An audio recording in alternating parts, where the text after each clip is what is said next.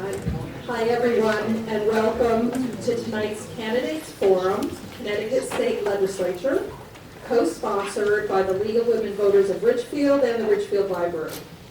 I'm Brenda McKinley, and I'm the Library Director here in Ridgefield. I'd like to start the evening with some thank yous. First, a thank you to the candidates for your willingness to serve and to share your time and expertise in our state government on all our behalf. Thank you for being here tonight so that people whose votes you are seeking have the opportunity to hear from you directly. This is a cornerstone of our society. Thank you to the League of Women Voters and our moderator, who will be introduced shortly. Your work and partnership in bringing this forum to the public is greatly appreciated. And I thank all of you for attending. Our votes matter. Thank you for taking the time to learn more about those who will represent us. Many people worked very hard to make tonight possible. This evening is a precious opportunity for all of us. In order to make the most of it, I will ask all of us that we abide by a simple code of conduct that the town of Ridgefield includes on all of its meeting agendas. All participants are expected to conduct themselves with dignity and to treat all those present with respect, empathy, and civility. And in addition, I emphasize that the library's appropriate use policy prohibits any disruptive behavior. I thank you. So I thank you all. It's my pleasure to call to the microphone Marilyn Carroll, the president of the League of Women Voters of Ridgefield.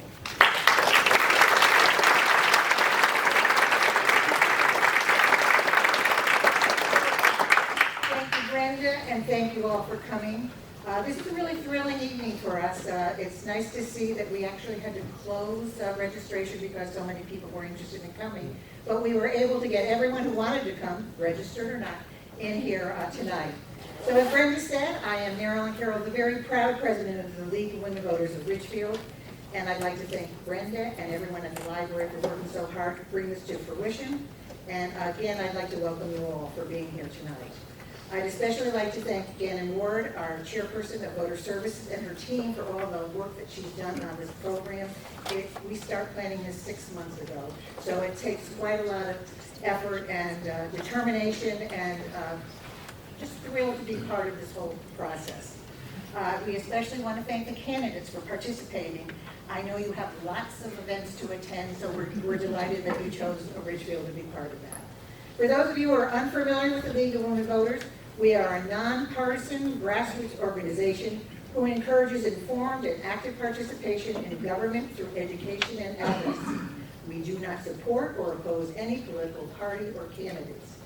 And as I said, we are especially happy to see so many people here tonight, since there have been several changes to our state house and state senate representation due to the recent census and redistricting.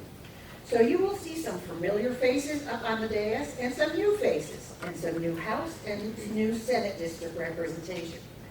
And if you don't know which House or which Senate district you are now in, please see us after the forum. There are handouts with QR codes that will tell you how to find out what district you are in and what voting district you are in as well. If you don't understand any of that, come see me. I have a list of houses in Ridgefield. Sorry if you're from a surrounding area, I don't have that information. But you can contact your registrars of voters in your own town and they will be happy to help you. I am now going to turn this forum over to our moderator, Mrs. Jean Ravenel, over there, raise your hand, who is a member of the steering committee of the League of Women Voters of the Bridgeport area and has previously served as their membership chair, secretary, vice president, and president. Mrs. Ravenel is an attorney and has served as an election moderator in Trumbull for more than 14 years. She's been a frequent moderator for our forums in Ridgefield, for which we are very grateful and lucky, since she is one of the prime moderators in the state. And she will review the format and guidelines of the forum, introduce the candidates, and ask as many questions as she can during the time allotted. This forum is being taped by the library and will be uploaded to the Ridgefield League of Women Voters YouTube channel. Google it, they'll go right to it, later this week. So for those who were unable to attend tonight, it will be fully on our YouTube channel for the entire forum. Now, it again is my pleasure to introduce our debate moderator, Mrs. Jean Ravenel, and thank her again for participating and running the show. Thank you.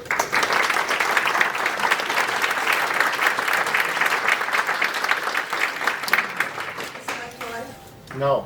No. All right. Live now. No. It's lit. I'm just mean it, of course. All right, you any better? Yeah, I'm gonna have to breathe into this. The format has already been explained to the candidates, and they have drawn numbers for the order in which they will answer the questions. One of the things we're going to try to do tonight is if a candidate from the 26th gets the question first, the next person to respond will also be from the 26th. If a candidate from the 24th gets the question first, the next person to respond will be from the 24th. That way you will be able to hear both candidates in your particular district. Each candidate will have 1.5 minutes to answer every question.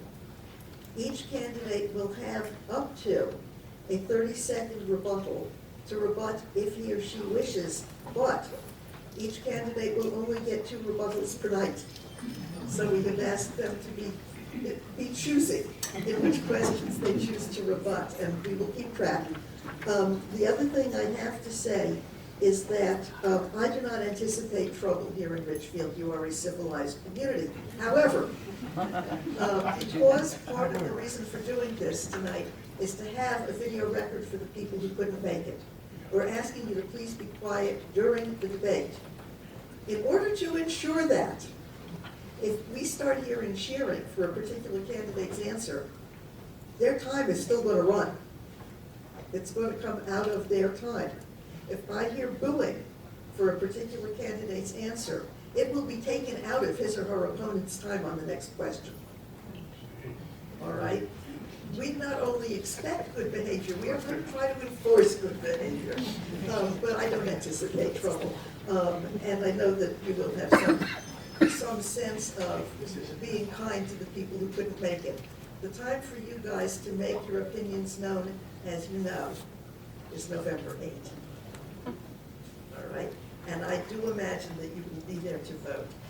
That being said, and having drawn numbers, and there will not be opening statements, there will be a 2-minute non-rebuttable close. We are going to go with the first question to Ms. Boucher first, and it is as follows. What do you think the voters are looking for in an elected official? Please tell us about the specific qualifications that you have that make you that person. Thank you very much for the question. I've been privileged to serve as Wilton's Board of Education Chairman and on the Wilton Board of Selectmen, as well as on the State Board of Education and the State Board for OTEC schools. I later served as an assistant minority leader in the Connecticut House and chief deputy minority leader in the state Senate, as well as a leader on the Education and Children's Committee. As a result of my work for educational quality and equity for children, I was proud to be named Children's Champion 7 times by the Connecticut Early Childhood Alliance. I've also been a leader in 2 Fortune 500 companies and a major investment firm, and founded a couple of small businesses both in Norwalk and Wilton. After encouraging and mentoring a new generation of candidates to get engaged in their government and run for office, I feel compelled to step up and run during these very troubling and divisive times. I believe that working across party lines, finding compromise, and respecting your colleagues are the best way to achieve our mutual goals. It is what I'm known for during my previous 12 years in the State House and 10 years in the State Senate. Ms. Maher. Okay, thank you. I also want to thank the League of Women Voters and the Ridgefield Library for having us tonight, and for all of you for coming and participating in our democracy. What do you want out of a candidate? I think you want transparency. I think you want the ability to talk to constituents. I've knocked on close to 4,400 doors so far to talk to people, to hear what concerns them, and I've heard many stories. One of the things that I've heard is the fear that mothers have about their children going into school, and the fear that they have that their child is going to have to do drills and be afraid during the day. I have worked at Sandy Hook Promise. I was the interim executive director there, helping with the reorganization during the pandemic, and I know the impact of gun violence.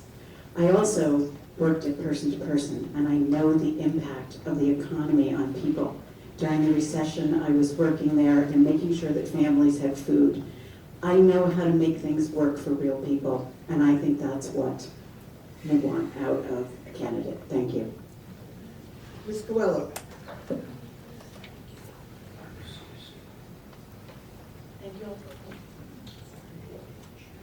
Thank you all for coming here this evening. I want to thank the library here in Ridgefield, as well as the League of Women's Voters and the other candidates that are here tonight who will work really hard, I'm sure.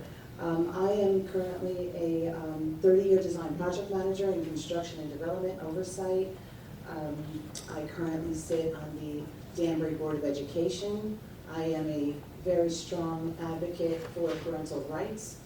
I believe that we are looking for somebody to send up to Hartford that is transparent, that has the ability to listen, connect, bring down our taxes, make Connecticut and the 24th District more affordable.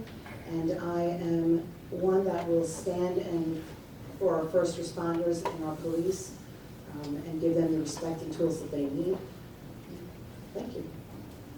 Ms. Kushner. Thank you. Thank you to our moderator and to everyone that is participating tonight, to the library and to the League of Women Voters. I think that voters are looking for a candidate that shares their values. And I think the strongest values that I hold in common with the people of the 24th District start with a woman's right to choose. I know this is incredibly important to people. We also care about the environment and want to protect the environment for our children and for future generations. I know that we're deeply invested in public education and making sure our schools are strong and good. And of course, as Ceci mentioned, we're really concerned about gun violence. And that has happened in our communities. It's occurred and been very close to people right here in Ridgefield, but throughout the area. And we want to make sure we're doing everything that we can to protect our communities from gun violence. So when I ran in 2018, I ran with 42 years of experience getting things done, solving problems for working families. And I found that that was really helpful when I came to the legislature. I now serve on 7 committees.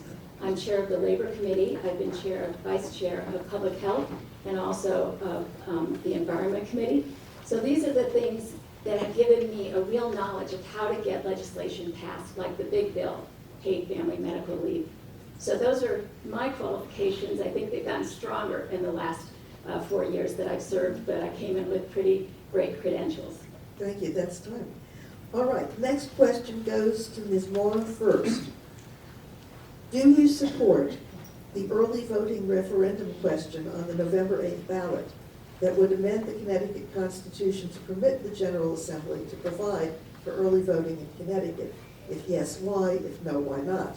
Second part of the question is, if the referendum passes, do you support amending the Connecticut Constitution to make no excuse or convenience absentee balloting legal? Yes or no, and why? Ms. Maher. Thank you for the question. Yes, I totally support early voting.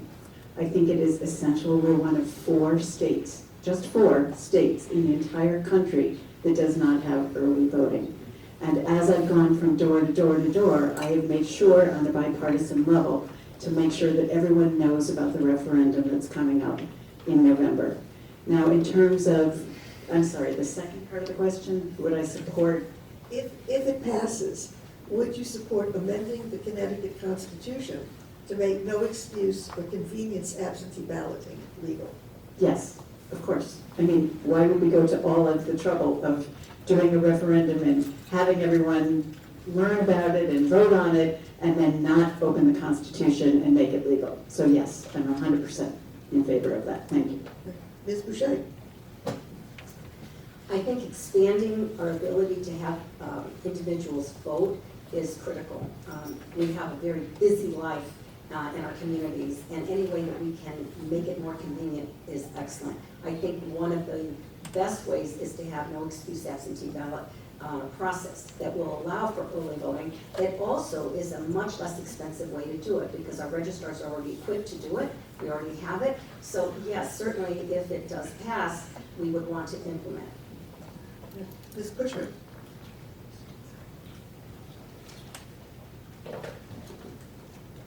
Thank you for that question. I am in strong support of the referendum ballot question on early voting and will vote for it myself because I think it really will make a difference. And when we improve access to the ballot, we improve our democracy. We strengthen our democracy. So I'm very much in support of this. I did vote for making the no excuse absentee ballot available during the pandemic. And what we found was in 2020, there was remarkable numbers of people who took advantage of this, and the numbers of people voting was the highest it's ever been in Connecticut. So I think there's no question that early voting and no excuse absentee ballot voting will actually improve our democracy and strengthen our democracy. So I'm 100% in favor of it. Ms. Coelho? Yes, I'm also in favor. I believe it's pretty much a bipartisan agreement amongst the candidates here. I believe in giving the voters is to be heard and make sure that we exercise one of our most important rights that we have early. Is there anybody who wishes to say anything further on this question? All right. The next question goes to Ms. Coelho first. The latest Connecticut budget was balanced using Federal American Rescue Plan Act funds. But raises for state employees are built in for the next few years. How will they be paid for without the federal funding? Are you willing to cut state spending? Yes, I am willing to cut state spending whenever we can to try to keep our taxes lower. So yes, I would cut state funding if that would be an option on the next election. Ms. Kushner? Thank you. You know, the balancing of the budget was very exciting for us. We were able to not just balance the budget, but use the surplus that we had to pay down long-term debt, which means that over the next 25 years, we're going to have $440 million more dollars each year to spend and support our budget. So I'm not in favor of cutting services. I don't think we have to. I think we're able to fund our state services and our state employees with the money that we have, and we'll be able to do that well into the future because of the budget that we passed just last year. So I'm pretty sure that we're going to be okay, and I'm looking forward to getting to another budget because our economy here and our resources look strong for the coming year as well. Ms. Boucher? In 2017, the state senate was tied, 18 to 18. As a result, I was vice chairwoman of the finance committee, which is the taxing committee. This resulted in a Republican budget that gave Connecticut its surplus that we have today. As the one-party rule returned, onerous bills, increasing burdens, weakening local voices in education and housing, and rampant spending have plagued the state. Now a bear market, as we all are feeling, is putting pensions, 401ks, and IRAs at risk. Inflation is surging, and Connecticut's new taxes will only worsen the situation. The 23% increase in the diesel tax plus new truck tax will further drive up the prices of goods, groceries, and services. Instead of a $1.9 billion in new state employee bonuses and raises and short-term one-time rebates, we need to focus on real long-term tax relief. Some of the proposals we have out there results in a $1.2 billion tax relief package that would cut the income tax to some degree, suspend the diesel, fuel tax, as we just said, reduce the sales tax, suspend the 1% meal tax. Did you know this 1% on all your restaurant and prepared foods? Repeal the new truck tax and provide energy assistance. Instead of new taxes, we need to provide some relief. Ms. Maher? Thank you. So on the Connecticut budget with the ARPA funds, we also have a tremendous surplus. Not only do we have a rainy day fund filled, but also our surplus, and we paid down $5.4 billion in our pension funds, as Julie mentioned, leaving us with additional $440 million a year. Would I support cutting the state services and funding? No, I would not. Because, and I just want to point out something that Toni just said. She said the 2017 budget, that budget was never signed by the governor. And they did not deliver a budget for 4 months because that budget was not passed. It was passed through the House, but it was never signed by Governor Malloy, and it did not get signed. We did not get a budget in place until 4 months after the time. So I think that saying that the surpluses that we have in place are because of the 2017 budget is erroneous. Any rebuttal or extension on this question? I do have a rebuttal if I could. Yes. Okay. In fact, that budget did give us a spending cap, a bonding cap, and a volatility cap. It required us to pay down debt, and it resulted and forced them to, any surpluses goes to the rainy day fund. That is why we're in surplus. Yes. That is actually true. They did put in caps, but those caps did not create the surpluses that we currently have. All right, anybody further on this? Thank you. Next question goes to Ms. Kushner first. What will you do to strengthen gun violence prevention in our communities? And does that include upholding gun control laws which limit the size of high-capacity magazines? Thank you. I think that working toward an end of gun violence in our communities is one of our top priorities. And I'm very thankful for the work of advocates here in the state that have really made this a priority and brought it to our attention. We have some of the strongest gun protection, gun violence protection laws in the country, and I think we're all very proud of those laws. I do think there are some loopholes we can close around banning of ghost guns. I think that we can definitely regulate high-capacity magazines, and I think there's an opportunity, if we work together, to make sure that we continue to always be the safest state in the country. And I thank our advocates for making that happen. I think you all know that right here in Ridgefield, we have the director of the Connecticut Against Gun Violence, and I really appreciate all the guidance I've gotten from that organization and others to make the right choices when voting on gun violence prevention. I was particularly proud of voting for the safe storage, the Evensong bill, safe storage of guns. That was a really proud moment in my experience in the State Senate. Thank you. Ms. Coelho? I am a big advocate for the Second Amendment and everything that it brings us, the ability to protect ourselves. I am a first-generation Cuban American whose parents fled a communistic Cuba, and there they were not permitted to have guns, which only the military did at that time. I had an aunt that was shot in church. They were not able to protect themselves. It was brother against brother. So for me, I am a strong advocate for our gun rights and protection.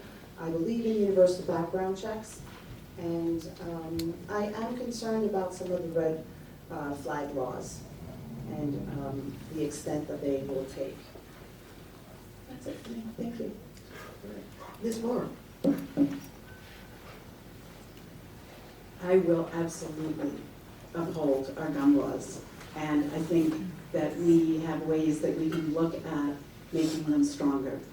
Any child that is dying because of guns is one child too much in Connecticut. After living, not living, but working, I felt like I was living, during the pandemic, I felt I was living on Zoom. After working with the founders at Sandy Hook Promise, I can tell you that the impact of trauma on people never goes away. That loss of a child never goes away. So not only do we have to uphold the gun laws, but also look at community violence prevention. And there are some initiatives taking place right now, particularly being put in place by Connecticut Against Gun Violence, that we need to see how those are going to play out, but they're going to be a model for the rest of the state so that our state remains safe and stays secure. And we did not go far enough on our ghost guns, so I also am very concerned about that as well. Ms. Boucher? This is a very important issue for me as I served on the bipartisan gun task force formed after Sandy Hook. 3 Republicans were asked to join 3 Democrats to have all the hearings both on mental health, school security, and gun reform. I co-authored a bill that banned assault weapons, high-capacity magazines, and invested in social security and mental health. I was there and we did the job. It was very difficult. We should also be looking at furthering how many guns can be purchased at any one time in 1 month. And I think right now that is a number that could be reduced substantially, so we need to take a look at that. I did at one point say that in one case, it did go too far because the permitting process was flawed. So we had to go back and fix it. In fact, New York State tried to do this as well, and they were deemed unconstitutional. So they had to go back and change it as well and look at some of the language changes that we had. So the process was very difficult. I was challenged. I was primaried after that, but I was proud to say that I received the most votes I ever did in the state senate after that vote. Any rebuttal on this? All right, thank you all. The next question goes to Ms. Boucher first. Our small businesses are still struggling since the COVID-19 shutdown. What would you do to help them thrive and survive? You are so right. Everywhere I go, in fact, 30% of all of our restaurants have closed during this period of time. It was a difficult time. You all know it. You know all your friends and neighbors that have restaurants. It didn't help that there was an additional 1% tax put on restaurant food and prepared foods, even in your grocery store, which raised it to 7.35%. That should absolutely be reduced. It's also well known that a lot of our companies, small or even large ones, move out of state because the payroll costs in Connecticut are 25% more than any other state. We've even lost some businesses to Pennsylvania, of all places, not to Florida necessarily or Texas. So we have a lot of work to do in the overhead costs of our businesses and our regulations. They point to that all the time, and that's why I'm routinely supported by the business associations in the state of Connecticut. Ms. Maher? COVID was difficult for everyone, there's no getting around it. But now we know that one of the reasons that people are not able to run their businesses is because they cannot get the workers for their business. We've seen where businesses have closed down on certain days in the week because they can't get enough staff. We need to train our next workforce. It is incredibly important. We cannot grow the Connecticut economy without strong workforce. And in order to do that, Governor Lamont put in place the Office of Workforce Strategy, and they have been focusing on manufacturing, nursing, which is an incredibly important need, especially with our older and getting older population. And so what we need to do is really look to the future. How are we going to create a workforce that is going to be there for the small businesses? And then that will also bring in larger businesses. And that will grow our economy, and that's the most important thing that we should be doing. Ms. Coelho? During COVID, the small business owner was not supported. I once did own a small business. Connecticut is the 8th worst state to do business in. We are losing our residents daily. We can't get workers. The $15 minimum hourly wage has made it very difficult to own a business and be able to actually get the employees to show up. I would repeal the captive audience bill and lower the sales tax from 6.35 to 5.99, and I would eliminate the diesel tax in order to reduce the everyday items that we buy in our grocery store and the gas station in order to allow some businesses a little bit of room to be able to run their business and actually have the ability for the residents to visit and have actually engage in small business purchasing. Thank you. Ms. Kushner? Thank you.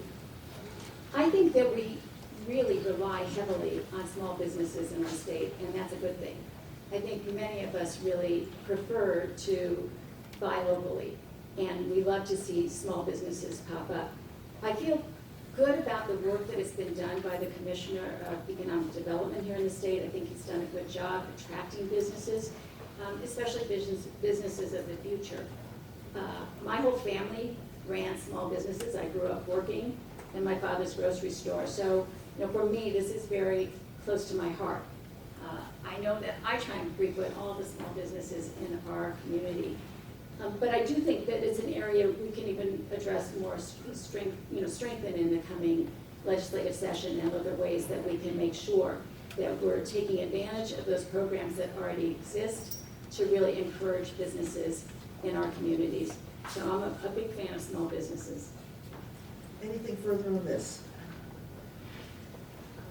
I have to say my opponent has an F rating for small business.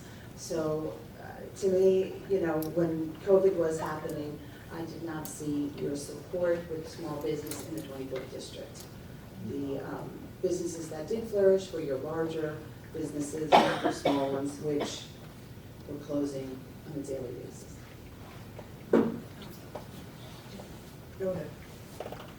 Well, the rating I have from the Connecticut Business and Industry Association is based on a range of bills that I worked on and supported, like the Paid Family Medical Leave Act and the $15 minimum wage. These are votes and bills that I led, and I feel very proud of. I think they have helped working families in Connecticut.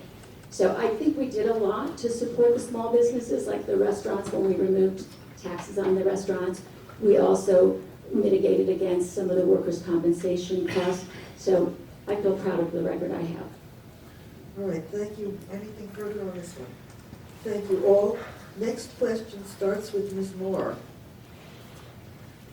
The newly passed Connecticut Safe Haven or Reproductive Freedom Defense Act protects medical providers, patients from other states seeking abortion, and allows for qualified advanced practitioners to perform abortions. If attempts are made to amend this legislation in the next session, would you support or oppose? Why or why not? Thank you for the question. On the Reproductive Freedom Act, I was thrilled to see that the governor had signed that. Sorry, I didn't forget their name, but it's just so overwhelming to me that the Supreme Court took away women's reproductive freedom. It is beyond understanding, and on a daily basis, I keep thinking I'm going to wake up from a bad dream. I am so proud of our state that we have been at the forefront of protecting human rights, protecting women's rights, and protecting abortion. And I 100% uphold that.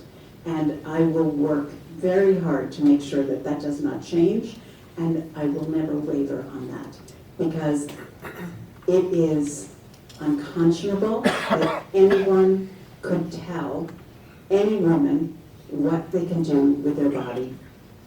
So I'm in favor of Connecticut's laws, and I will work hard to uphold them. Ms. Boucher. You know, there's been an awful lot of discussion on women's right to choose, and also women's rights in general, and many have discussed it. But a few of us have to be there for the last 22 years and actually vote on these bills. I'm proud to say that I have always voted on a women's right to choose, and I would vote for women to have equal pay for equal work. There is no question about it. So I don't think there's any movement here on either side of the aisle in a serious way to change any of the laws that we have. And that goes for gay rights, it also goes for gun rights and so forth, and gun control. I think that it's really important for us to stand up for what we believe in, and in my case, I've actually had to vote and have a record on it. But we also have to be sensitive to other people's point of view and not to me, and talk about this issue in a civil manner and working together. I know what that's like, having to build bridges between people that have very strong different views. I think we can get there, we can do better, but there's no question, in Connecticut, we're really great on women's rights here, and I don't believe that there's any movement or desire to change it, certainly not on my end. Ms. Kushner. During the last legislative session, I think we all saw what was coming from the Supreme Court. We were aware it was going to come down. And at the very beginning of the session, we formed a reproductive rights caucus that I joined and was actively participating in. I will continue to be part of that caucus, and I will continue to stand up to ensure that we pass laws in our state that protect a woman's right to choose, give women more access to health care, that we look to protect every community within Connecticut. And these are rights that, you know, I'm of the age that I lived in a time before Roe v. Wade. And there's just absolutely no way we can go back to that time. It's too dangerous, it's too hurtful, and does worry me that it's going to extend to other rights. And yes, we have good laws here in Connecticut that protect gay rights and protect women's rights and the Marriage Equality Act. But I think it's really important that we make sure that we elect people who will defend these with their heart and with their passion. And I'm one of those people. Ms. Coelho. I disagree. The federal government found that it was not constitutional and gave that power back to the states, to the local, to make that decision. Our abortion rights here have been codified for 30 years in Connecticut. It would take 2/3 of both the House and the Senate to make that change. I do, however, believe that abortion should be safe, legal, and rare. And I have some concerns regarding when viability actually takes place. Between 24 to 26 weeks it currently is. With our latest technology, I think that we could come up with an somewhat earlier timeline and ensure that women's mental health as well as their physical health is considered. Thank you. Anything further on this question? All right, the next question goes to Ms. Coelho first. Seniors in Connecticut need assistance and support in order to continue to live comfortably in our town and state and to age in place. What will you do specifically to provide support and assistance for seniors? I think the most important thing would be to bring some affordability back to our state here, in our district in particular, by reducing our sales tax and creating more, lowering our inflation and bringing the funds would allow for our seniors to have more of an opportunity with affordable housing. We have to look at that again as far as redirecting funds and making sure that we're actually assisting them in the areas that they need to be, bringing down the 1% meal tax and eliminating some taxes. I believe we have like 200. We can get rid of some of these things and reconfigure where we're putting our funds. We would be able to address that in a more serious way. Ms. Kushner?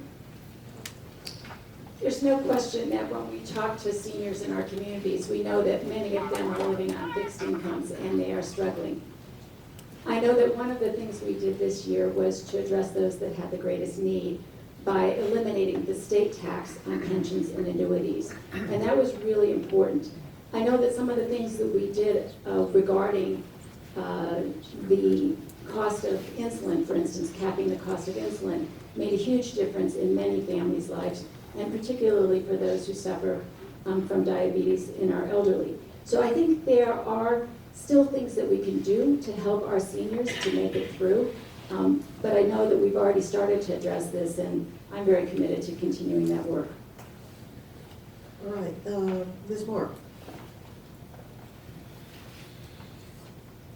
One of the issues that we see so greatly, and I certainly experience it myself, is the fact that there's no place to move to as a senior. There are very few ways of downsizing inside our communities. We don't have enough housing for seniors, and someone who wants to live independently, it makes it very difficult. My mom, when she was 90, we brought her to live in congregate housing in Wilton, and that was great. She had her own apartment, she had independence, she had her own kitchen, and she was able to actually live independently. We don't have much like that for seniors. And as I am now living in a house by myself, I look around and I think, what are the options? What are the options for me? And there's almost nothing. We have 1.5% vacancy rate in Fairfield County. We have to do better on affordable housing. Excuse me, not affordable housing for seniors. We have to do better on all of this because we have not been paying attention on how do we make sure that our seniors get to stay in the communities that they've contributed to and that they care about. All right, Ms. Boucher?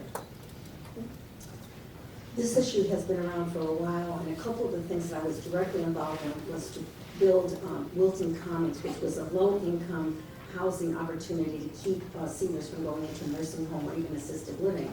It took some state low-income or low-interest rate loans to do it, and we were successful, but there's not enough opportunities like that. We also spent a lot of time in the legislature to keep seniors from going to a nursing home by providing care and reimbursement for care in the home. That has been successful. But there are many things. What I hear very frequently right now is the Social Security tax on our seniors that does not exist in other states. That is a big burden, not to mention the energy cost, the electricity cost, the property tax hikes, and the car property tax, which bothers everyone, but certainly seniors. And the gas tax, believe it or not, just to get around, there's an 8% gasoline petroleum tax that should have gone away, was temporary, it should go away. And there's 40 cents more on your gallon of gas in addition to the excise tax. So essentially, not only is it expensive for young people to stay here, families, but certainly our seniors who have little options. So we have to do better. There's also local property tax credits that towns can independently help seniors with and relieve them of some of the taxes if they've been there a long time. But that's an individual town. But mind you, the state has to approve that for the towns to be able to do it. Thank you, that's time. This question is going to be the last question before closing. It goes to Ms. Kushner first. The state will be receiving significant federal funds under the recently enacted infrastructure bill. What are your priorities in using these funds?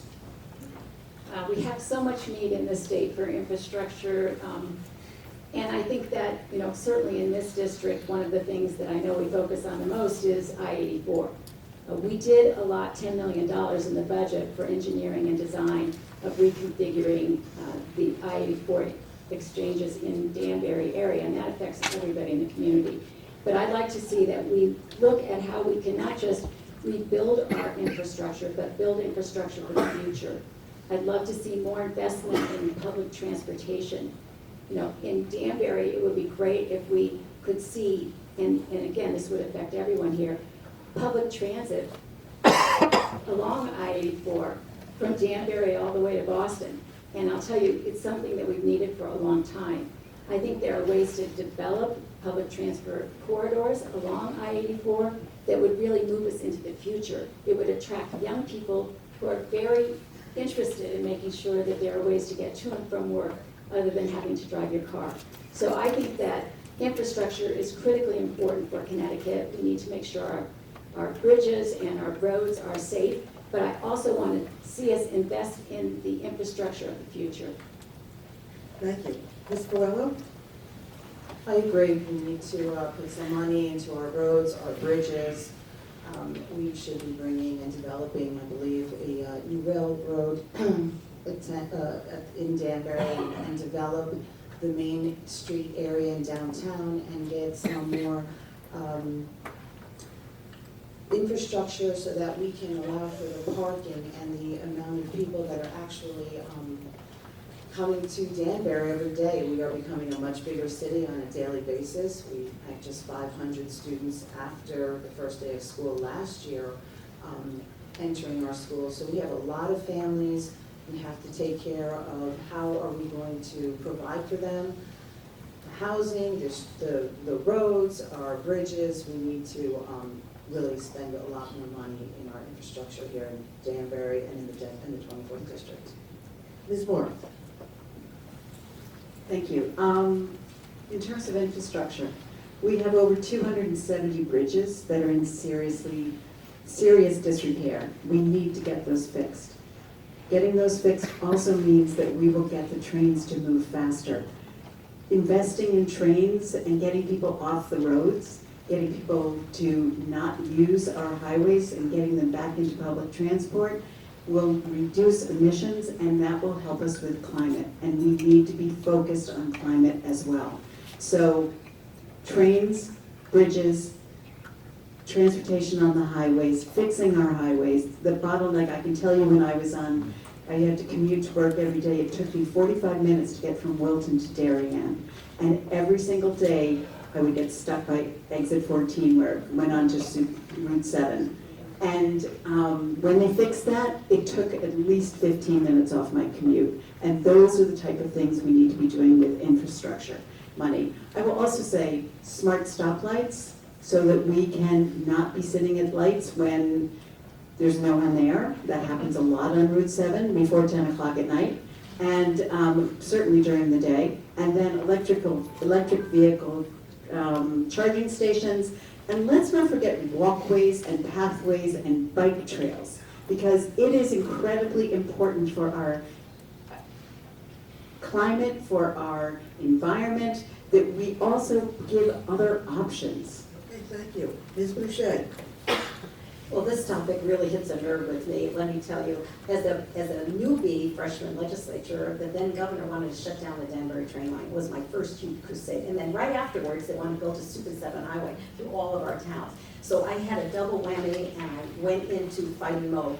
What I did do was negotiate the widening of Route 7 in the south, and John Fry did widening in the northern part of the tier.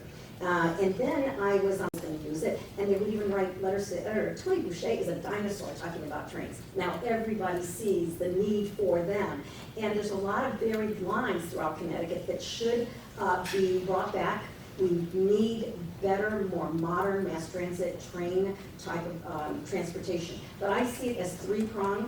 Both the widening of Route 7 could be continued because there's 2 lanes in between. And that's going to take some money, serious money to do it. And we also put, at the same time, we put sidewalks and we put trees. We made it really wonderful. But I also see our electric grid as part of the infrastructure problem. So we've got roads, we've got bridges, we have trains, and we have electric and infrastructure that we need to also build. We could be burying power lines underground. We could do much more modernization of the cell tower and our ability to have Wi-Fi for all of our communities.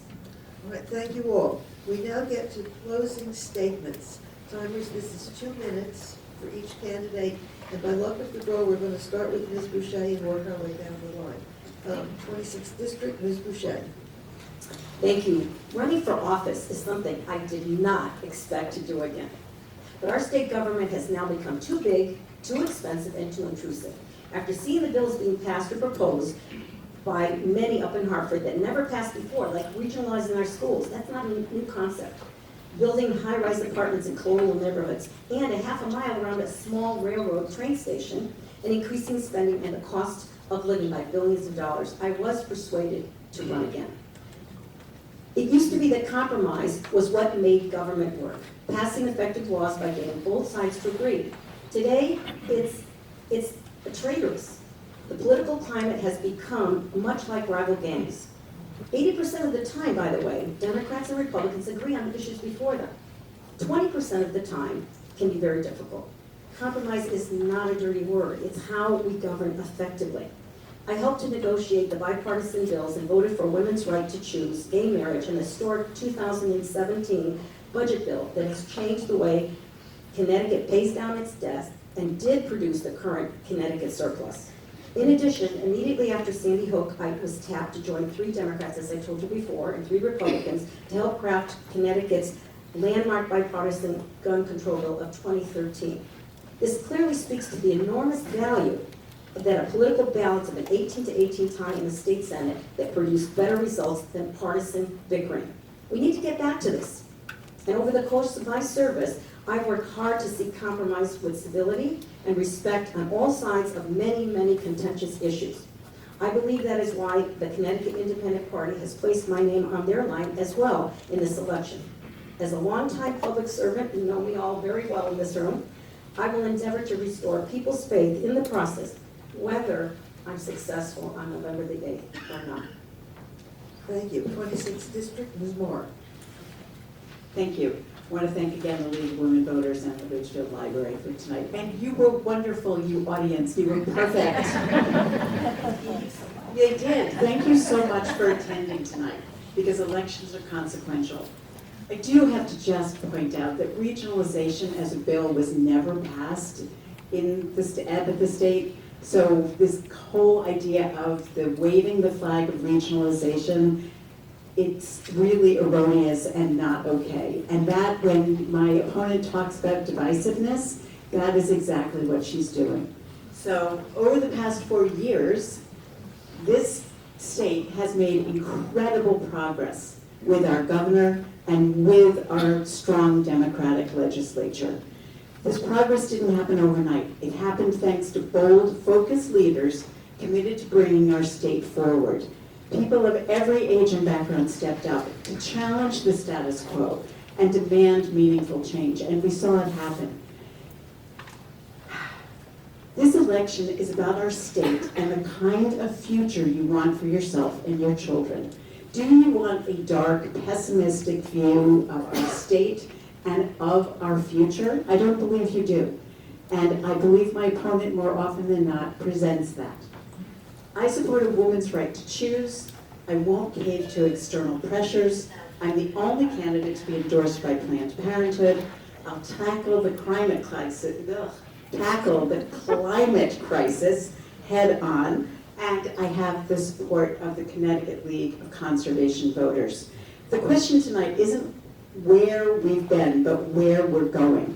My opponent wants to take us backwards with ideas based on pessimism, not hope, and I have a very different view. I want to keep our state moving forward, and I hope that I can count on your vote on November 8th. Thank you. 24th District, Ms. Coelho. Hi, thank you all for coming this evening. Again, it's great to see everyone here, and I also am asking for your support. As a mother of 3, one-time single mom, Latina, with a biracial son, and a parent, I am an advocate for parents' rights. When I saw what the state was imposing on the emergency mandates for the facelifts, the face masks, I ended up having to be a part of the fight. So I am a very strong advocate for individual rights. I was able to, with the support of the Danbury Board of Ed, have that mask mandate lifted. I'm an advocate for our safeguarding our children's education with social and emotional learning and making sure that CRT is not implemented in our schools. We were able to begin a curriculum committee, which we have not had in place for some time. I am also endorsed by the Independent Party, as well as the Fraternal Order of Police, which is a very big honor for me. First thing I would do is repeal the anti-police bill and make sure that we give respect and tools back to our police so that they can do the job and reduce crime that's already here. I know what communism is. I saw it happen 30 years ago, and it is here. My opponent accepted the Communist Award for the $15 an hour salary, and my values are your values. So I am asking for your support and to make sure that we keep our liberties and our freedoms here in America. Thank you. 24th District, Ms. Kushner. Thank you so much, and thank you everyone that's in attendance tonight and everyone that will be watching this debate via YouTube. I want to say that in 2019, when I first stepped into the legislature, I was assigned the task of leading the passage of the Paid Family Medical Leave Act. And I gotta tell you, it was the most proud thing I've done. Since January, when we started paying out benefits, we have paid out benefits to 29,000 working families. We paid out $140 million in benefits. This is something that was essential. It's a big program, and it's solving big problems with big solutions, and that's something I'm very proud of. There are many things that we've done in the legislature that address the big issues. We banned the use of single-use plastic bags, something that will help our environment, and there's so much more we have to do on that issue. We accelerated the funding of our public schools. I'd like to see us do more on funding our public schools. We paid down our long-term debt, essential. We've done the big things, and we've done some things just for the district. I was really proud to get a $2 million bond to build a garage in Danbury. Now, why would that be important? Because that garage will serve as the foundation for 80 units of senior housing. I'm very proud of that. It's something we need. So there are things you do listening to your voters, listening to your constituents for individuals, and you do the big things and the little things, but there's so much more we have to do. I'm proud to serve as the chair of the Indoor Air Quality in Public Schools Working Group. I want to see us tackle that big issue next. I also served on the task force to help firefighters deal with cancer. I want to see us take that further. I am honored and privileged to be the senator for the 24th District. I love the people of the 24th District. I love the work. I'm totally accessible. I work hard. I want to continue to do that. Thank you very much. Thank you. On behalf of the League of Women Voters and the library, thank you very much to all four. Thank you.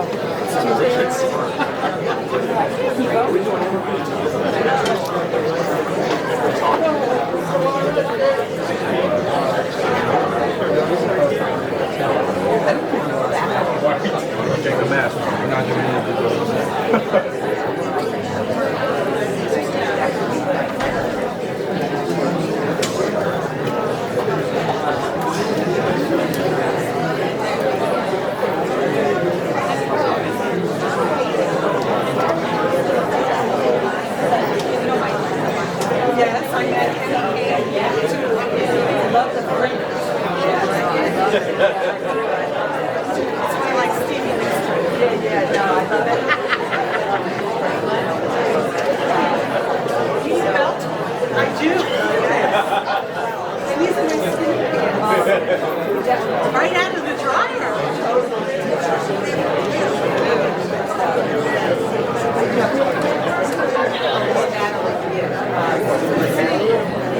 Watch your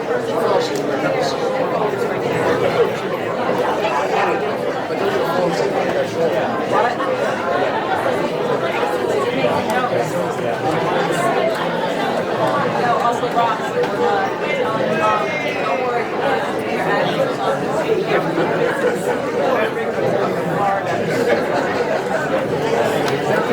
We're all joking about it.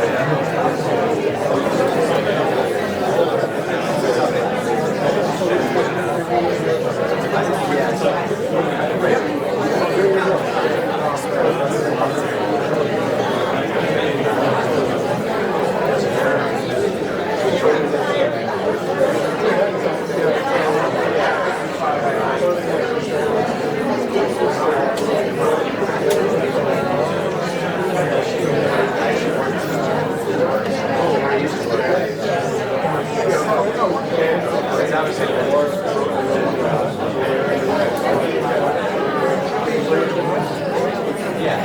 everyone, this is your 2-minute warning, so if you want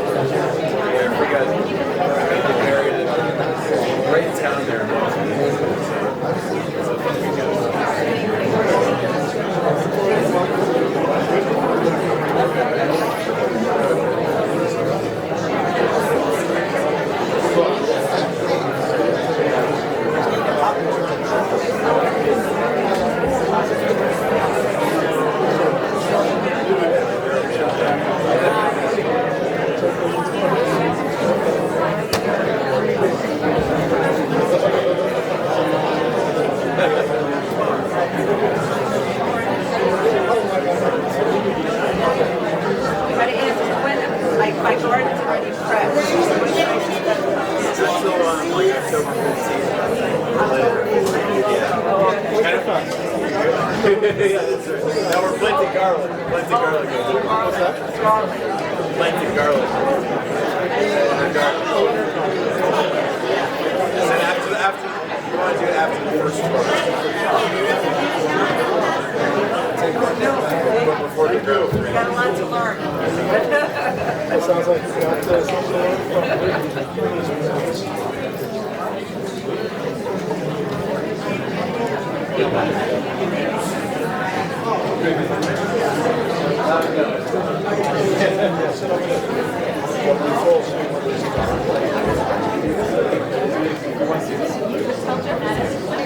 Jeffrey.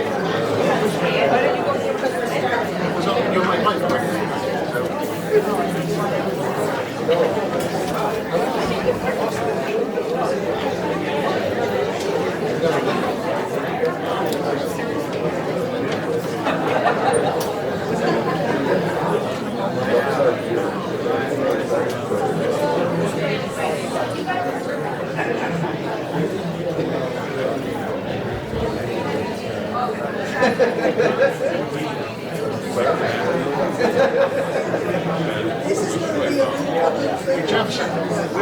Where's the guy that does the aeronautics? That's it.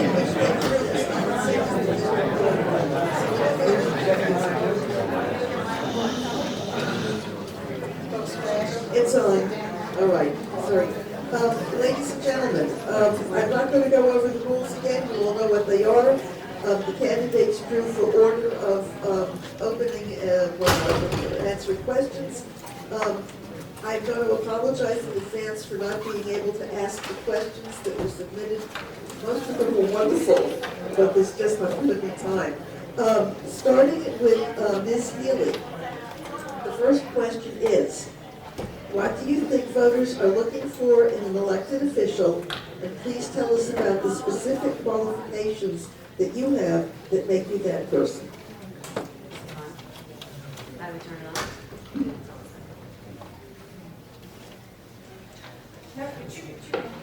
Is it on?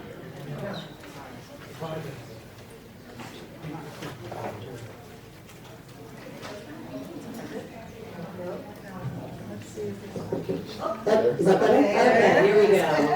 Hello, everybody. Thanks so much to the League and to the library and for everyone else for being here tonight and for sticking out the second half of the show. So I believe voters are looking for someone who understands the district, both its strengths and its challenges. They want someone who understands how diverse the people are, that it's neither a deep red nor deep blue district. They want someone who has helped out in the community and has been involved, not just in politics and government. They want someone who will lead their voice when Hartford overreaches, not someone who will fall in line with party politics. Most of all, they want someone they feel comfortable reaching out to, and someone who has proven to be honest and straightforward. So I'm a Wilton Select Woman.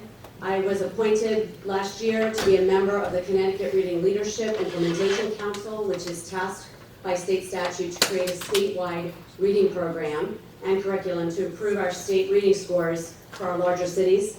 I'm a volunteer tax preparer. I have 4 children from ages 25 to 16. I've lived in Connecticut since 1994. I am a prior auditor with PricewaterhouseCoopers. I have served on the Wilton Conservation Commission and the Wilton Library and lots of different school events because I have lots of children. Same question, Mr. Deming.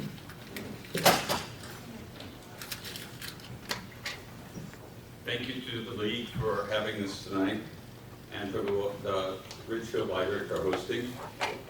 I'm the outlier in the group. I haven't served in public service before. I've been too busy giving anesthesia.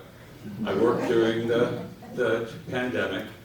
I've spent 39 years dealing with people's intimate, compassionate problems, trying to make sure that they're taken care of, their needs are met, and what we can do to make their lives better on a moment-by-moment basis. While not involved in direct public service in the legislative branch or in the state level, I've traveled the world and met people throughout the world who I provided anesthesia services for, and realized that many of us, actually all of us, are the same. We all want a good place to live, we want jobs, we want opportunity, we want to make our lives better. I follow the thinking that we shall not get out of these problems in the way that we thought we got here. So we have to create new and innovative ways to think. Einstein said that, not me. I think the voters are looking for collaboration, transparency, and work together for the common good. All right, Mr. Hebert.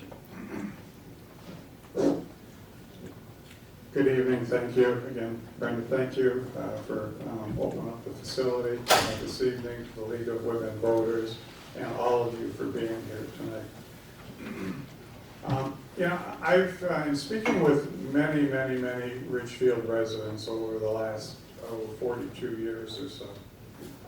I think I know what Ridgefield residents want, what they need, what their hopes and their desires and their passions are. And the first thing that comes to mind on that question is people are sick and tired of putting politics over people.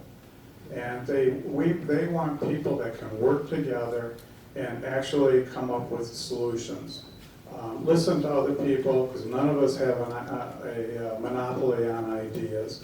And they want this bickering and this divisive politics to stop. So what do I bring to the table? What's my experience? I bring a professional business experience. I have a background in finance and banking. I bring a small businessman, and I bring a municipal experience, 7 years as a Board of Selectmen, as well as chairman of the Ridgefield Housing Authority. So I know the town, I've lived here for a long time, and I'm looking forward to serving as your next state representative. Thank you. Ms. Berger-Girvalo. Thank you so much, especially for sticking around. I think we all appreciate very much seeing not a bunch of empty seats.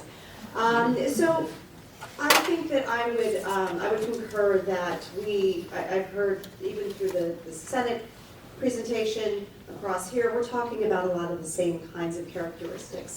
We're looking for people who are honest. We're looking for people who are willing to show up, do the work. People who have an ability to articulate the needs of the people in their community to those who are meant to listen, those who we are really here to advocate for. But of course we need people who are willing to collaborate and people who have new ideas and solutions. And we really need people who aren't afraid to ask and answer tough questions. Of course this means we want people who are going to align with our values as well. Just some background for me. I have been in Ridgefield since 2005. I have run small businesses. I have run large businesses with the Hard Rock Cafe, Gap Inc. I've worked in the public schools right here in Ridgefield. And I have actually gone back to school and gotten a long-lost, abandoned bachelor's degree at the age of 42. And I have also organized advocates who were involved in addressing laws and lawmakers, including Moms Demand Action, Connecticut Against Gun Violence, and working towards reproductive freedom and climate change. All right, thank all of you. The next question goes to Mr. Hebert first. What is your position on 830G? Would you abolish it?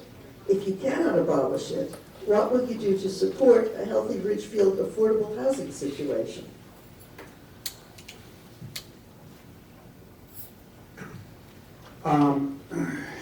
Would I abolish 830G? I probably would if I could, but I don't think that's realistic. I could see us making amendments to 830G that would be more agreeable with the various towns. I'm for affordable housing. We need affordable housing in this town. But what we don't need is state mandated affordable housing. And what's happening is we have legislators from many other parts of the state telling us how to best run our local towns.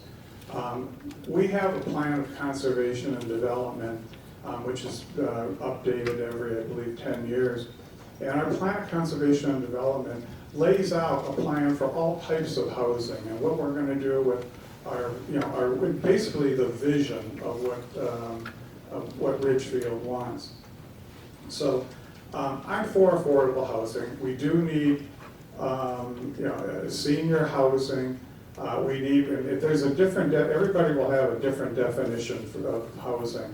But we need senior housing, we need family housing, and there's ways to do it, but we do need to do it locally, not have state mandates.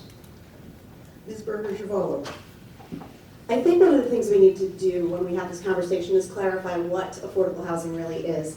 We're not talking about low-income housing. Affordable housing means 30% of income. So if you make $80,000, that's still $2,000 a month you need to be able to spend. We all agree that seniors, vets, the police department, teachers, young families, college grads need to be able to be here. With all of that said, do I think that 830G is working as it exists?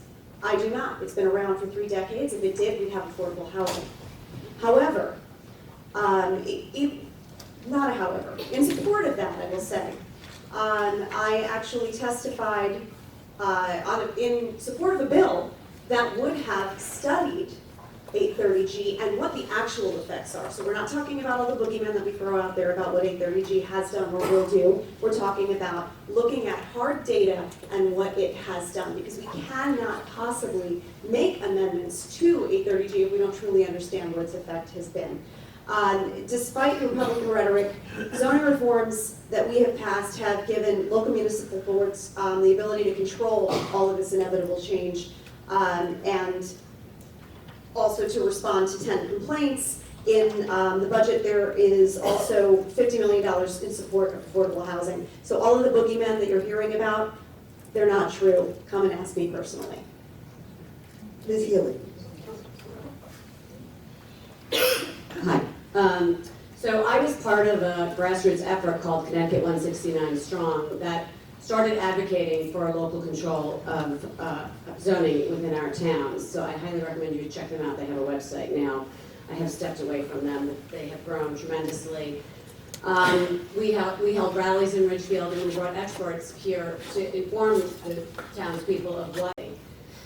There are, reasons that I believe it should be repealed. Like Bob, I think, said, it probably will not. But we should repeal all laws that are failing our state, right? Why do we keep them on the books if they have proven themselves unworthy of our time?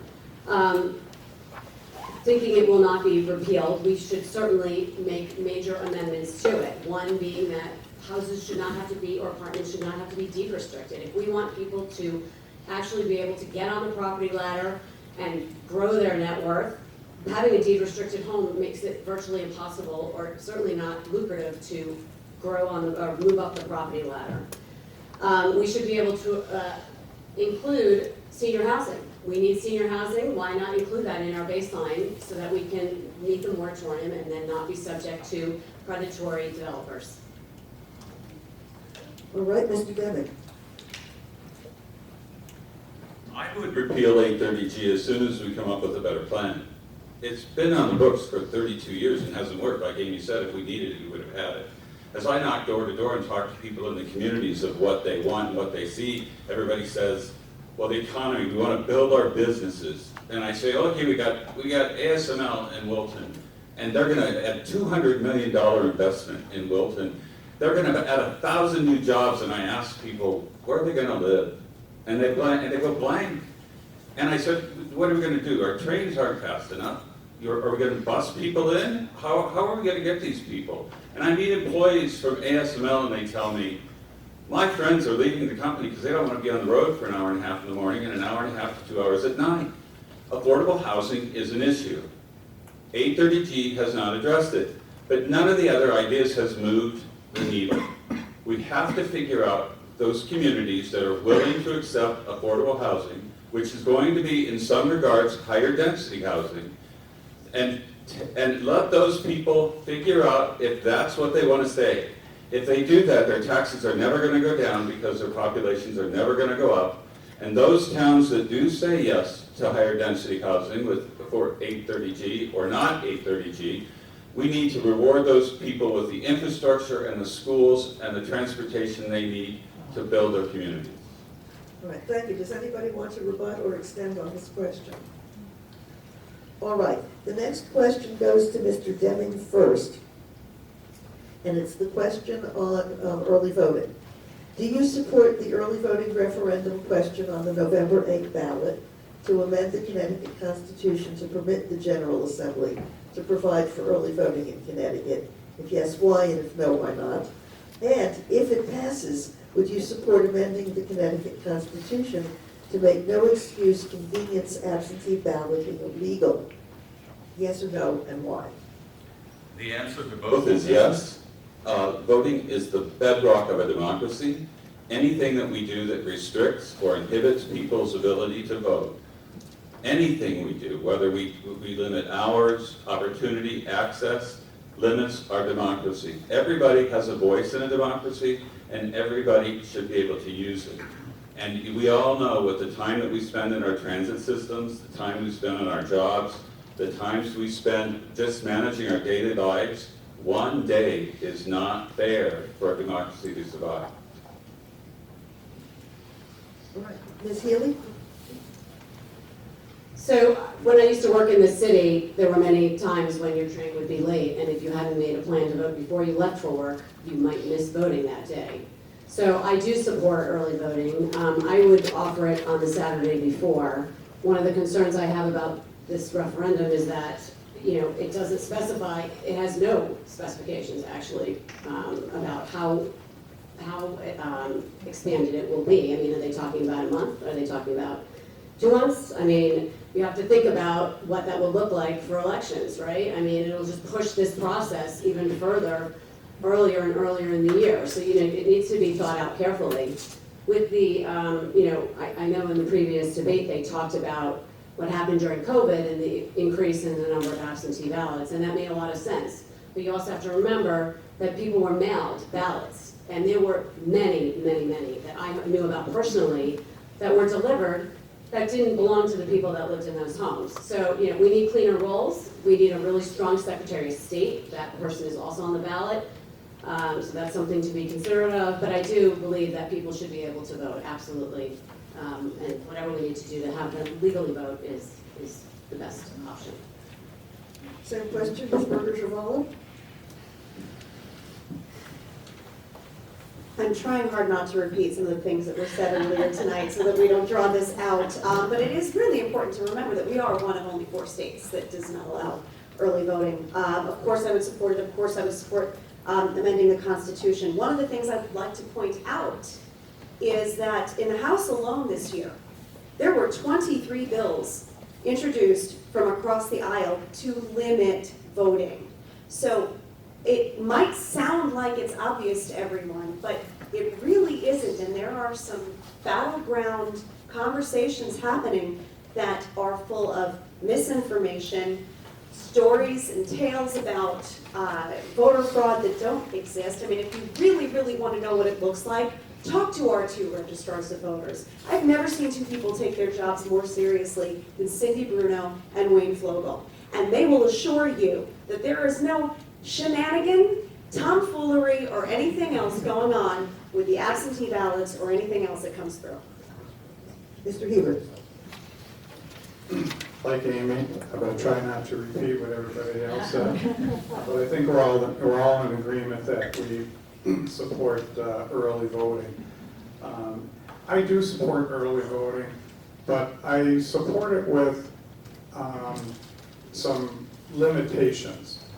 Aimee said we don't have fraud in our voting system here. We do. Okay. Just last week, the former chairman of the Stamford, the city of Stamford Democrat Committee, he was indicted for 26 cases of voter fraud. And then he's facing some serious penalties for that now. So we do have full voter fraud. We have to make sure that we have the proper protocols put in place so that we can all be confident and can trust our system. None of us want to go to bed at night not believing that we had a fair and accurate vote during that day. So yes, I do support it. I do support a constitutional amendment as well. Thank you. All right. Any rebuttal on this one? Yes.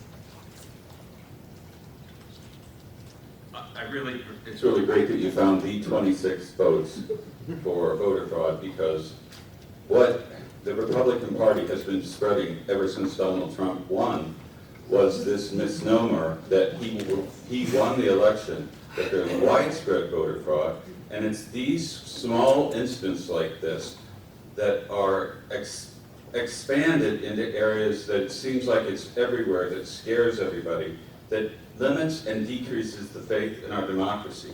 It's time for us to take that back. There is no voter fraud. Time, I'm afraid that's time. If you have the rebuttal on this one, or any extension of remarks.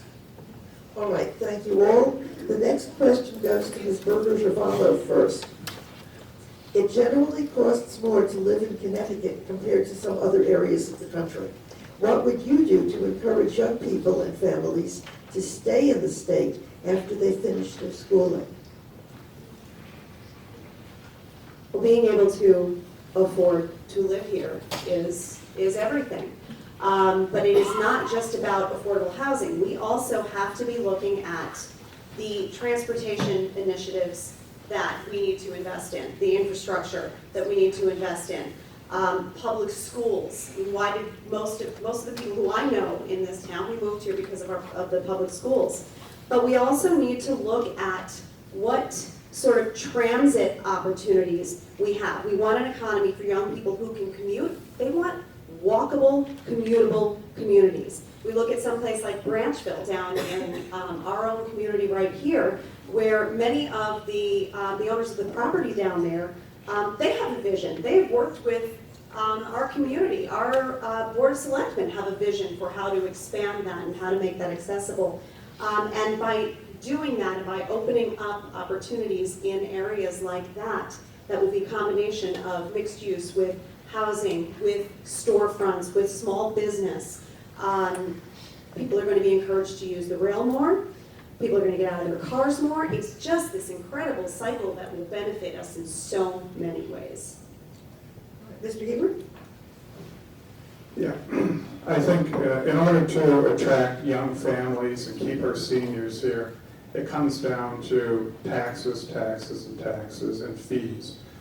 We are the second, I believe, most expensive state to live in.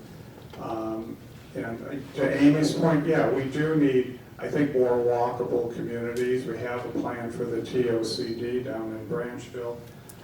There's some challenges, so that may be a little ways off. But we need to keep our young people here, our families here. We want to keep our seniors here.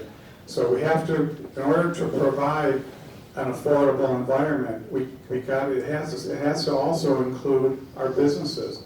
And right now we pass a diesel tax that's going to cost. It's going to put a price on every good and service that comes into the state. We have several other new taxes. Okay, the meals tax. These are pricing people out. Plus, we also need to bring corporations in. With the tax structure that we have, we're sending our corporations and businesses and jobs out of the state. So I think it's a very big question that cannot be answered in 90 seconds.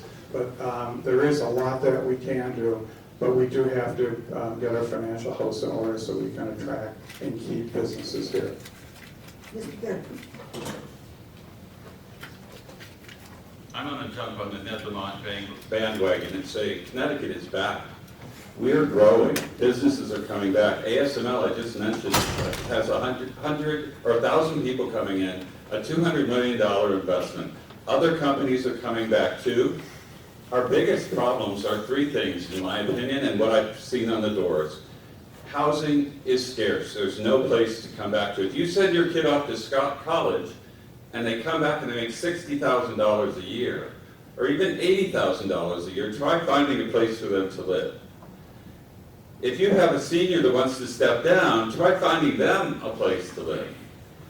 2-acre, 3-acre lots are ideal for the people who live here, but your taxes are never going to go down with this rate of occupancy. If we want to fix the problem, we have to figure out not our tax structure, but our housing structure and our transportation.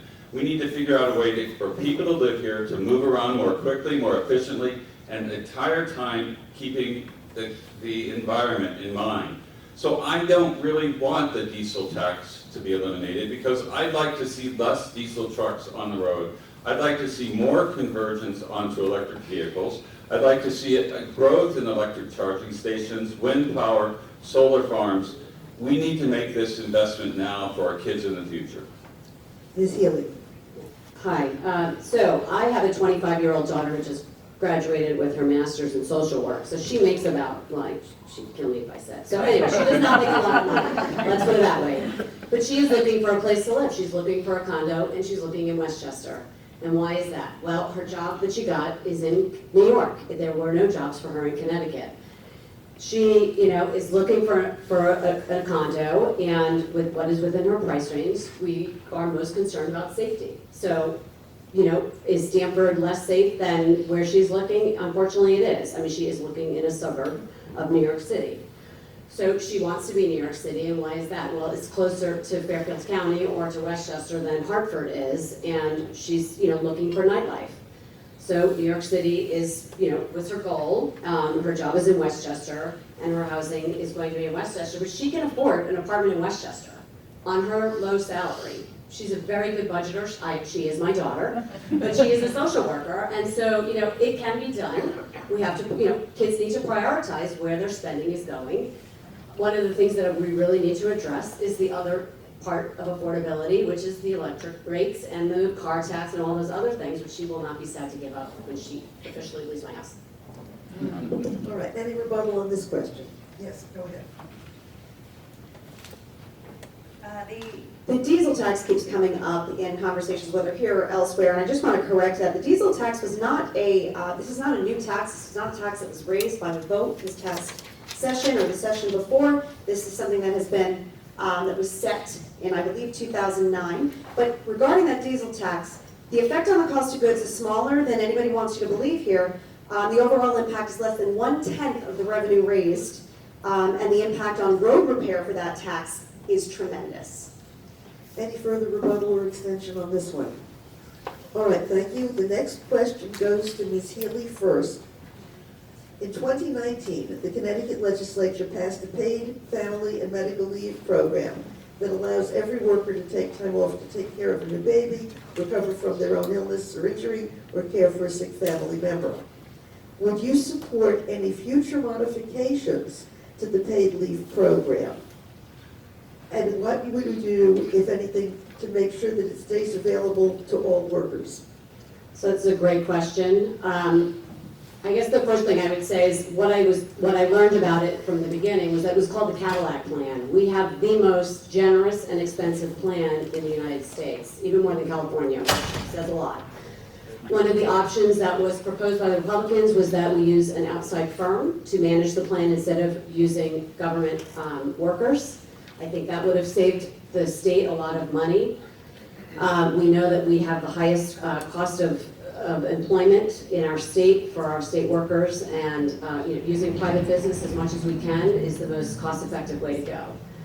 We also should have, I think, only allowed it to be immediate family members. My understanding, and I would need to check this, but the last I heard was that it can be a non-relative that you can take family medical leave for.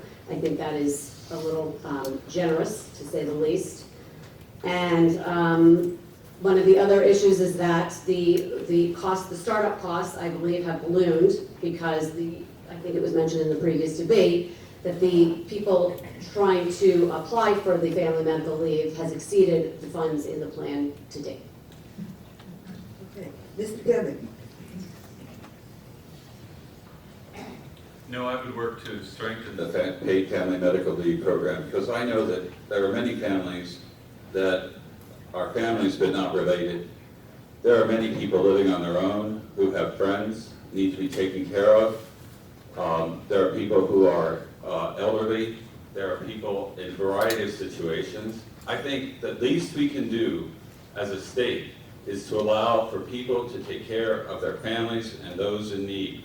And having seen and taken care of many people who are thrown into situations through no fault of their own, with either illness or disease or incapacitation or accidents, there are times when somebody needs to step back out of the workforce for just a short time and say, I'll help you out.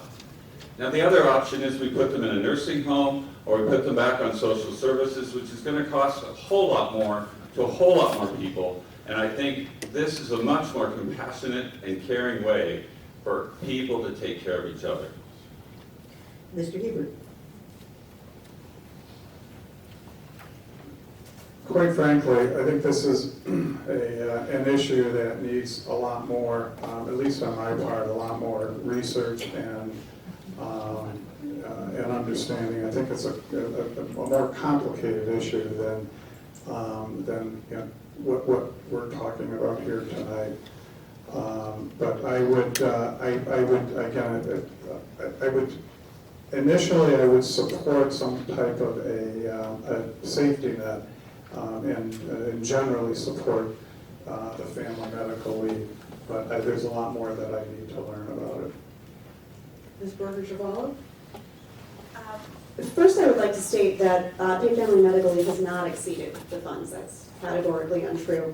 Of course, I would support this. I would continue. I think that it is a great start. I think it is a great way to address families that are not necessarily blood families, and I have met so many people in this community, not only who have benefited from this paid family medical leave, but who also would like to and didn't realize that they could.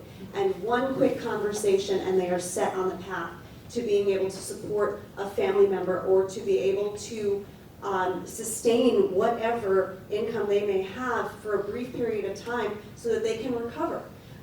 This is also an interesting time because the only employment sector that is down in the state is in fact government employees. So we're certainly not taxing that particular organization at this point. Certainly not regarding paid family medical leave. I don't want to repeat again, but I support fully what Mr. Deming has said here tonight. Anything further on this one? All right. We're going to ask a question that was asked for the first group as well. The newly passed Connecticut Safe Haven or Reproductive Freedom Defense Act protects medical providers and patients from other states seeking abortion and allows qualified advanced practitioners to perform abortions. If attempts are made to amend the law, would you support such legislation? Why or why not? And this one goes to Mr. Hebert first.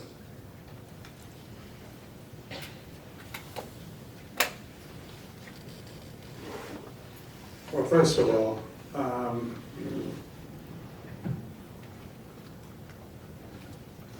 of course, I'm very concerned about women's health. I'm concerned about their mental health, their physical health, and especially now the rising rates of cancer in women in the state.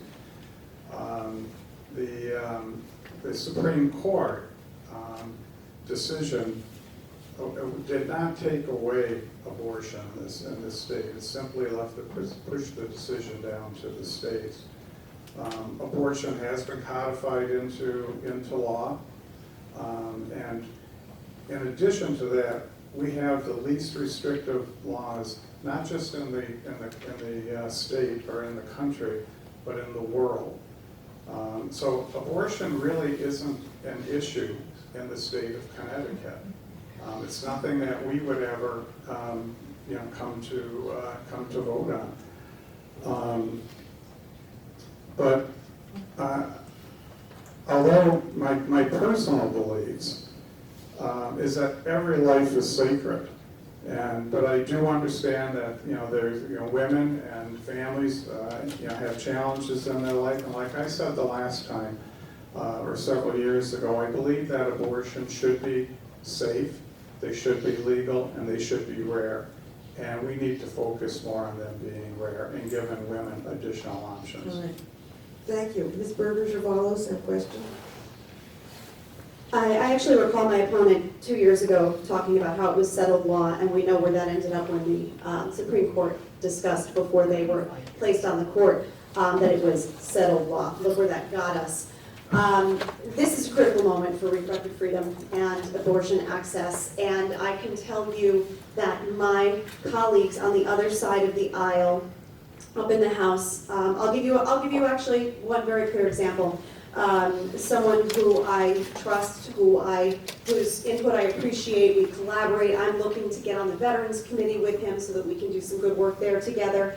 He came up to me after I spoke very openly about my own abortion on the House floor, and I did so because I was tired of hearing nonsense coming from the other side of the aisle, from people who hadn't lived through my experience.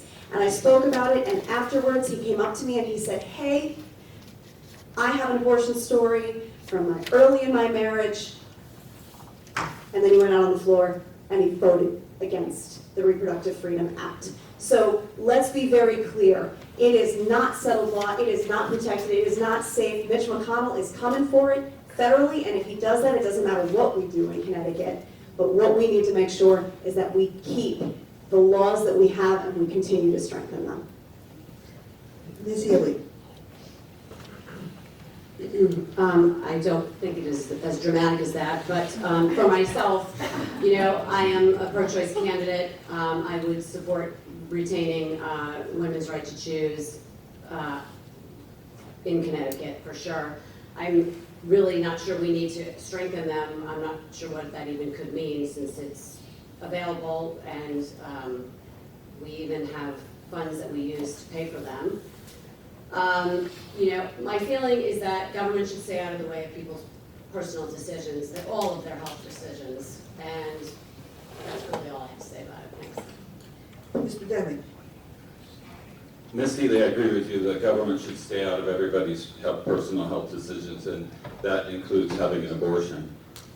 As one of the people in this room who may or may not have actually helped in the performance of this medical procedure, I know this is a procedure that is never done without a lot of pain, suffering, and tears, even in late terms. This is a right a woman, her husband, and her doctor have every right to make. And as far as our codifying it, yes, it's in the law, but it can be turned over with just a majority in the House and a majority in the Senate. What about a constitutional amendment that says, hey, you can't do this now, you can't do this ever? And even then, we risk at the federal level of them coming to take it away. And that's not all they said they're going to come and take away. They're going to take away gay marriage, they're going to take away LGBTQ rights, they're going to take away women's contraception. And this is not my making it up, this is from two members of the Supreme Court who actually came out when they talked about the overturn of this procedure. We must be strong and elect Democrats to the House. Any rebuttal on this one? Thank you. Next question goes to Mr. Deming first. It is as follows. Mental health for kids, teachers, and family members has been affected recently.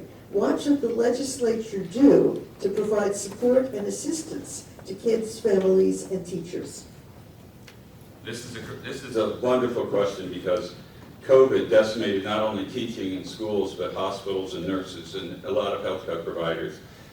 It's time for the state to get involved and figure out how we can incentivize health professionals to come back into the field, get the education, offer it to students in their school, make it available to their families, make sure that it's not that when you have a crisis situation, that they're told, well, we can get you in 3 weeks, which is not acceptable for a crisis situation in a mental health status.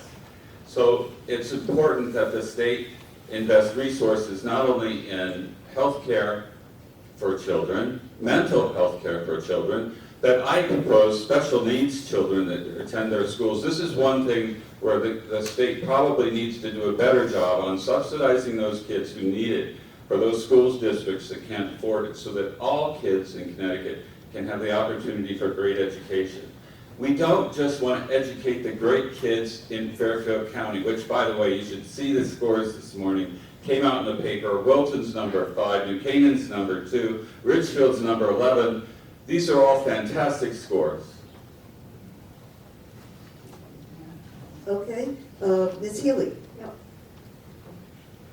This might be the only time we agree, Keith, but I do believe that I think kids are in crisis. My youngest son goes to Fairfield Prep. We had a murder last year of a young man who was killed by another young man at a party. That young man also stabbed 3 other people. He will be going away to jail for a long time, and that other family has lost a son forever. There was another, many suicides happened during COVID and the lockdowns. They affected a lot of children in a very negative way. There's a great agency out of Fairfield that started because of it, and I went to one of his talks, and he said that for every child in crisis, I think there's, for every 5,000 children in crisis, there's only 1 child psychiatrist in our state. So clearly we have a problem. I cannot say I have the answers. I am not a medical professional. I don't understand the licensing requirements. But if there are impetus to getting your license or getting the education that you need in our state, then we need to do everything we can to eliminate those, because our children are our future. Ms. Berger-Girvalo. We need to continue funding mental health care in the schools, but we have to keep addressing the health disparity, not only for students, but also for teachers, for paras, for the people who are there with our children on the front lines every day. The teachers spend more time with our kids than we do, by a lot. When we don't address their mental health and the things that they have been through in pulling our kids out of the COVID abyss, we are going to fail, and we're going to end up right back where we were. I am proud to have been endorsed by the National Association of Social Workers, and to have made the CEA, which is the teachers union around here, to make their honor roll. And a big part of that is because of the conversations that I was willing to have with teachers about what's happening with their students and what's happening with them in terms of mental health.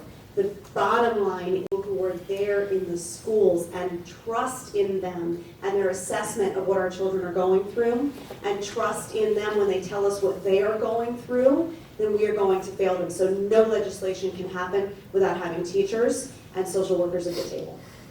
All right, Mr. Hebert. Yeah, I think there's bits and pieces of what everybody said that I do agree with. COVID has exacerbated the mental health challenges that we have, not only with the students, but with our first responders, our police officers. And so I support mental health, support for all of our first responders as well. I think with the students and our young adults, I think the assessment part of it is very, very important. But I also think we really need to start understanding what's causing the increase in mental health challenges or mental health needs that we have today. And I think that there's so many from isolation that include isolation, challenges within individual families, and drugs, and so much more that we have a crisis, a cultural crisis, which is causing a very significant mental health crisis that I think all of us would be in agreement that we need to put some additional resources into and really fully understand and start coming up with some solutions for it. Thank you. Any rebuttal or extension on this one? I would just like to add, I haven't heard any of us talk about parents and their importance in this whole conversation. Parents need supports as well. They are our children, right? So we need to always remember that they might be needing support, and I think that there's lots of opportunities that we can have in our towns with local forums and such that can help parents understand better what their kids are going through. Thank you. Anything further from anyone else? All right, at this point, we come to closing statements. By luck of the draw, Ms. Berger-Girvalo will go first.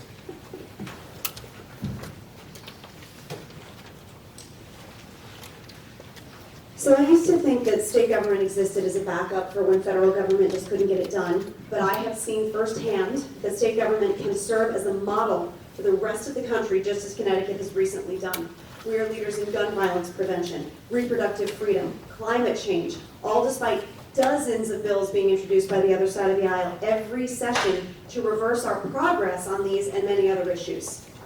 I want to provide innovative solutions for the real problems facing families, seniors, young people, small businesses. I'm committed to policies that make Connecticut more affordable and to doing that while strengthening laws that keep us safe and do not limit the freedoms of women, of trans kids and adults, or anybody else for that matter. I do believe we need two parties.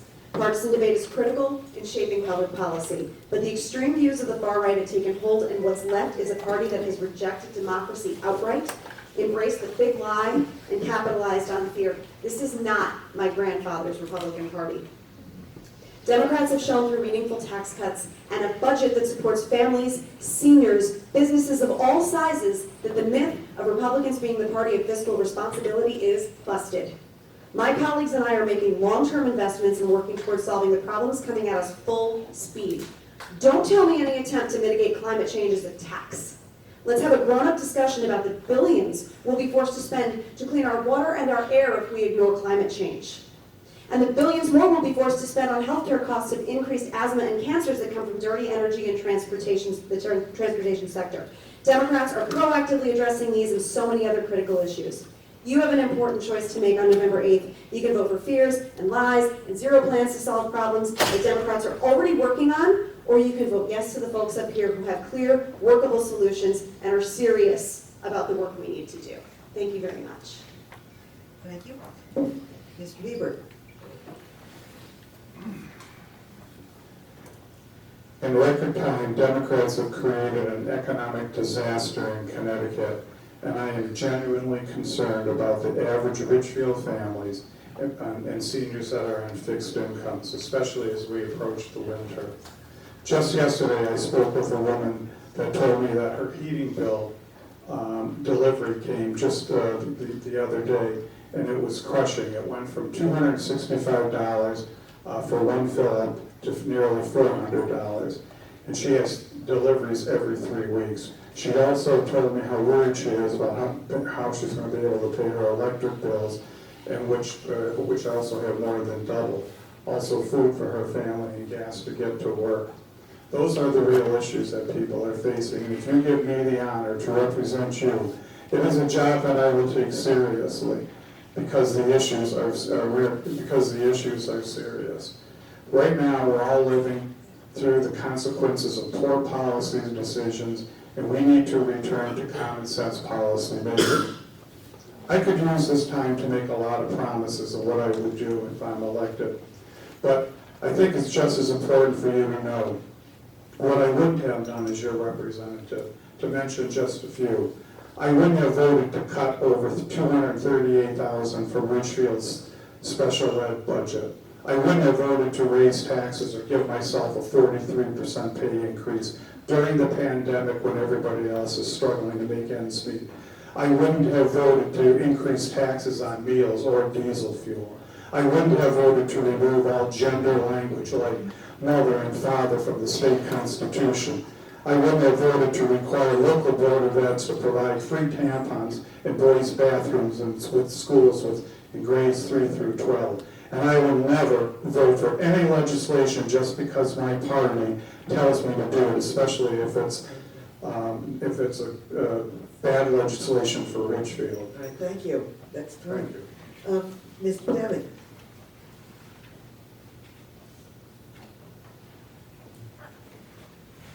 Thank you, everyone, for listening to this debate. I got into this race because I feel, as a father, as a grandfather, it's time for me to give back and make Connecticut and the world better for those grandkids. We're doing great here in Connecticut.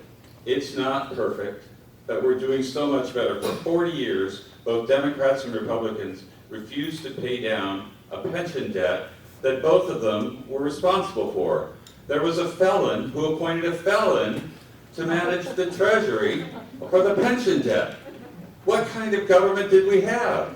We finally have a governor who's taken responsibility, given $350 million in tax cuts, saved $5.8 billion, put it on the pension debt, which gives us $440 million every year to do with what we want to either invest in Connecticut and the people of Connecticut, or pay down debt. We have the opportunity with this particular administration to get things done. And with the rest of the country, we've shown that Democrats get things done. So I want to invite all the people that I've met door to door, Republicans, unaffiliated, independents, and Democrats, come join us. If you want to make the Connecticut better, and you want to protect women's rights, if you want to provide child care education, if you want to make sure that there's health care, mental health care, schools that function, transportation that works, it's time. We can do it better together, and we welcome you. We're a big tent, and we're actually pretty nice to get along with. Ms. Healy. Yeah, so thank you all for staying and listening to hear us answer questions in our own voice here tonight. I've been out door knocking, trying to get to every door in the district. So if you have not seen me or my palm part at your door, I hope to get there really soon. So I could sit here and tell you all about the horrible lies and defamation that have been civically deployed by my opponent in Wilton towards me, which you may or may not have heard about. But I'm not going to do that because I know that you, the voters, deserve better. This is what I will deliver as your representative: honesty, integrity, and hard work. I know these things matter, especially in this local race, perhaps now more than ever. And my bottom line is that your government should work for you, not the other way around. I believe this from the bottom of my heart. I promise to listen to you. A lot of the job of state representative is constituent services. I will not prioritize my help based on your support of me or your political party. I will always inform you on how I vote and why I voted that way. I will vote for what is the best for Ridgefield, New Canaan, and Wilton, and to make Connecticut a state that we are proud to call home. Once upon a time, we were a place that attracted businesses and residents, that provided great services related to our tax burden, and that we were seen as a leader to be emulated by other states. The common thread for all the things we want for our families and for our community, and the things that we can improve, is authentic leadership, not partisanship and rhetoric. I will work hard to change Connecticut so there is a better future for all of us, our families, and our kids. My name is Kim Healy, and I ask for your vote on November 8th. On behalf of the League of Women Voters and the library, I want to thank all of the audience members. You submitted a lot of questions. I'm glad to see an engaged group of voters. Also, on behalf of the League and the library, my profound thanks to all of the candidates. Thank you.